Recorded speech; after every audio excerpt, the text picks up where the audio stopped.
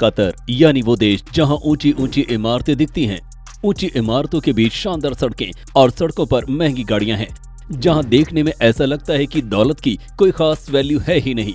बेशुमार अमीरों से भरा ये देश ऊपर से देखने में ऐसा लगता है यहाँ तो गरीब शायद करोड़पति तो कम से कम होगा ही। आपने कतर के अमीरों की कई गाड़ियां देखी होंगी, कई कहानियां सुनी होगी, लेकिन क्या कभी आपको किसी ने कतर में रह रहे गरीब लोगों की गरीबी की दास्तान सुनाई है? शायद नहीं, क्योंकि अमीरों का चोला पहने ये देश दुनिया को ये बताता है कि ये दुनिया के सबसे अमीर देशों में से एक है। पर इस देश में भी गरीबी है। और कैसे रहते हैं इस अमीर देश में गरीब लोग, चलिए मैं बताता हूँ। लेकिन उससे पहले आप वीडियो को लाइक और चैनल को सब्सक्राइब करना ना भूलें। चलिए शुरू करते हैं। कोई भी इंसान अपने परिवार को, घर बार को छोड़कर बाहर दूसरे देश में क्यों जाता है? सिर्फ इसलिए ताकि वो अपने और अपने परिवार के लिए एक बेहतर लाइफस्टाइल डेवलप कर सके। और भारत, नेपाल, पाकिस्तान और बांग्लादेश से बहुत से लोग इसीलिए अपना घर छोड़कर कतर जाते हैं। और जब से दुनिया को ये पता चला था कि Qatar FIFA world cup host करने वाला है, तब से तो लोग यहाँ थोक के भाव में चले गए। आपको जानकर हैरानी होगी कि कतर की कुल आबादी के 90% से ज्यादा लोग माइग्रेंट हैं, यानी बाहर के हैं, और यही लोग गरीबी को जी रहे हैं। लेकिन ये लोग अपनी इस गरीबी की बात नहीं कर सकते, क्योंकि यहाँ की सरकार का ये कहना है कि उसने ऊपरी तौर पर गरीबी को खत्म कर दिया है। और अगर अब कोई इसके बारे में बात करता है तो प्रशासन इसका बहुत सख्ती से ध्यान रखता है। इसलिए यहाँ की गरीबी भी बहुत हद तक छिपी होती है। यहाँ पर इन विदेशी लेबर्स को अलग थलग रखा जाता है, खासकर उन इलाकों में बहुत दूर जहाँ टूरिस्ट आमतौर पर आते जाते हैं। यहाँ पर एक कमरे में 6 मजदूरों को एक साथ रहना पड़ता है, और कई बार तो उनके लिए वहाँ पर बेसिक सुविधाएं भी नहीं होती हैं। कई बार कंपनी इनके पैसे भी नहीं देती और न ही उन्हें दूसरी जगह जॉब बदलने देती है।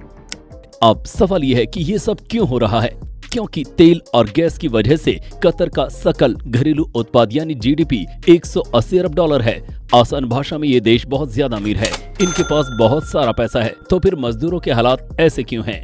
कतर एक ऐसा देश है जहां कतर के नागरिक और विदेशी इमिग्रेंट्स एक साल में 10,000 डॉलर कमाते हैं। तो वहीं मजदूरों का एक बहुत बड़ा तबका ऐसा भी है जो न्यूनतम वेतन पर काम करते हैं, जो महज 275 डॉलर प्रति माह यानी करीब 22,000 रुपए है। सोचिए ये लोग क्या क्या सोचकर विदेश जाते हैं, और फिर वहाँ इतने कम पैसों पर काम करना पड़ता है, जिसमें इन्हें अपना खर्चा भी चलाना पड़ता है और पैसे बचाकर घर भी भेजने पड़ते हैं। इस सब की वजह है कतर की विवादित कफाला प्रथा। हालांकि कतर 2020 में कफाला को खत्म करने वाला अरब का पहला और कुवैत के बाद पूरे देश में एक समान न्यूनतम वेतन लागू करने वाला दूसरा देश बना।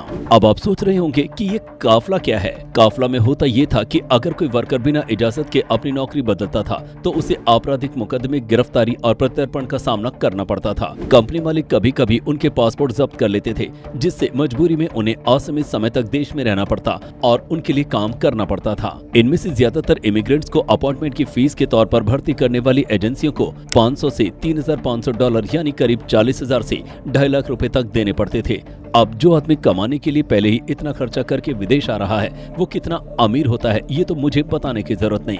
इसलिए इस फीस को भरने के लिए उन्हें भारी ब्याज पर कर्ज लेने पड़ते थे, जिससे उनके हालात और भी ज्यादा खराब हो जाते हैं। अब कतर ने श्रम कानूनों में सुधार के तहत उन कर्मचारियों को नौकरी बदलने की इजाजत दी जो अपना कॉन्ट्रैक्ट पूरा कर चुके हैं, और जो कंपनियां कर्मचारियों के पासपोर्ट जब्त करती हैं उन पर जुर्माने के भी प्रावधान किए गए। लेकिन इन सुधारों के बावजूद ह्यूमन राइट्स वॉच जैसे संगठनों का आरोप है कि अप्रवासी मजदूर कतर में प्रवेश पाने, रिहाइश पाने और नौकरी पाने के लिए अभी भी अपने नियोक्ताओं पर निर्भर हैं। इसका मतलब ये है कि कर्मचारियों की रिहाइश और वर्क परमिट के रिन्यू और रद्द करने का अधिकार अभी भी मालिकों के पास ही है। ह्यूमन राइट्स वॉच की 2020 की एक रिपोर्ट के मुताबिक अगर कंपनी मालिक मजदूरों के आवेदन पर कार्रवाई नहीं करता है तो बिना उनकी गलती के भी उनके पास कोई दस्तावेज नहीं बचता, और नतीजतन इसका खामियाजा मजदूरों को भुगतना पड़ता है, न कि मालिकों को।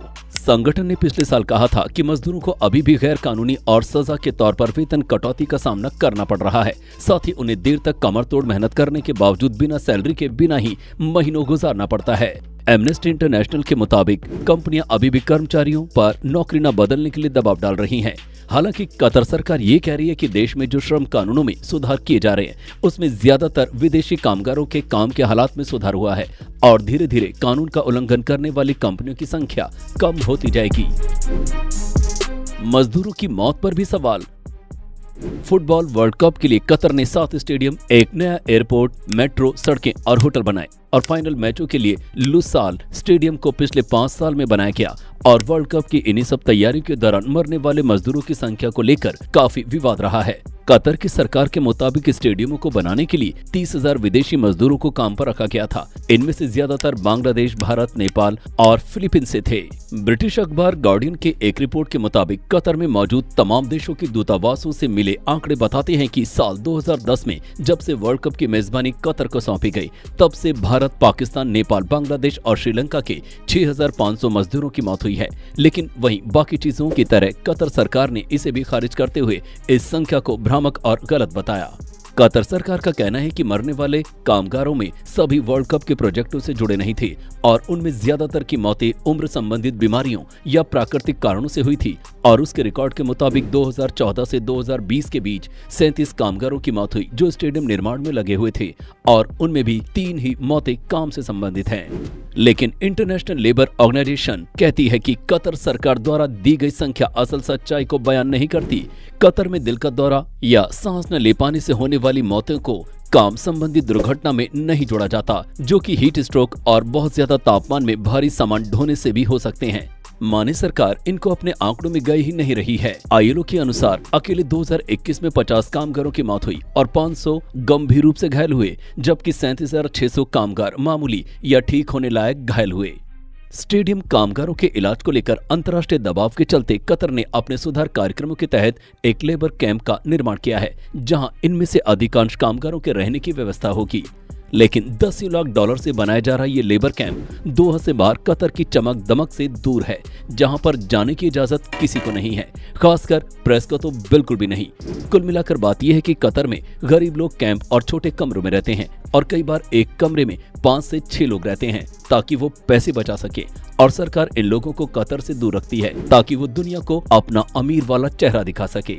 आपको वीडियो कैसी लगी मुझे कमेंट में बताएं। अगर आप चैनल पर नए हैं या अभी तक चैनल को सब्सक्राइब नहीं किया है तो इसे जाते जाते सब्सक्राइब करना ना भूलें।